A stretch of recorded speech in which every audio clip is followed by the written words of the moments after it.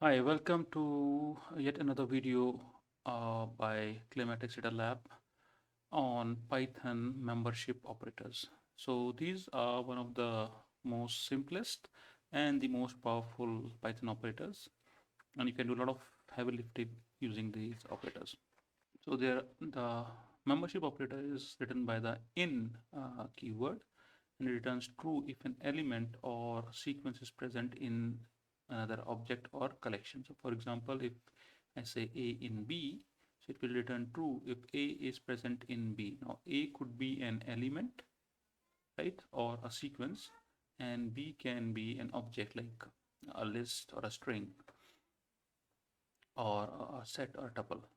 And not in is just the converse of in, which means if A is not in B. So if you understand this one, this is obviously easy to understand. So basically it is used to test if an element or a sequence is present in an object. So let's go to Python coding window and understand how this works. So in this example, we have a list named nums, which has numbers 1, 2, 3, 4, 5. So if I just run this line number 2, so I get this list, and if I say 1 in nums in line number 4, so basically it gives us true because 1 is part of this list. Similarly, if I say 10 in nums, it gives us false because 10 is not part of this list.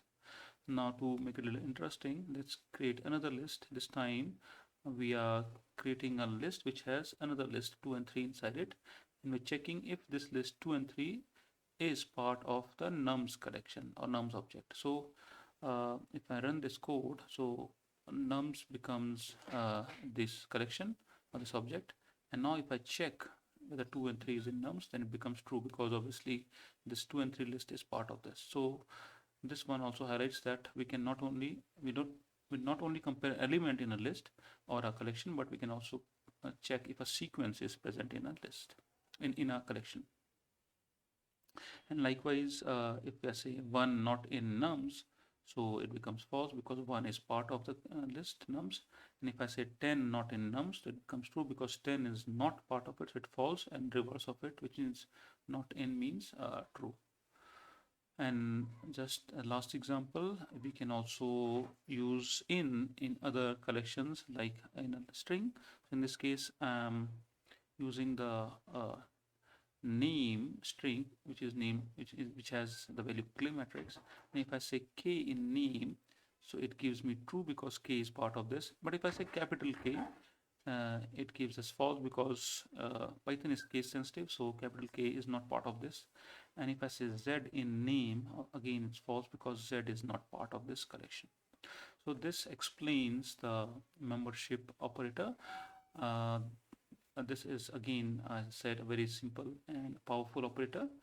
So if you like our video, do like, share, comment on our video, and we'll come up with more video soon. Thank you so much.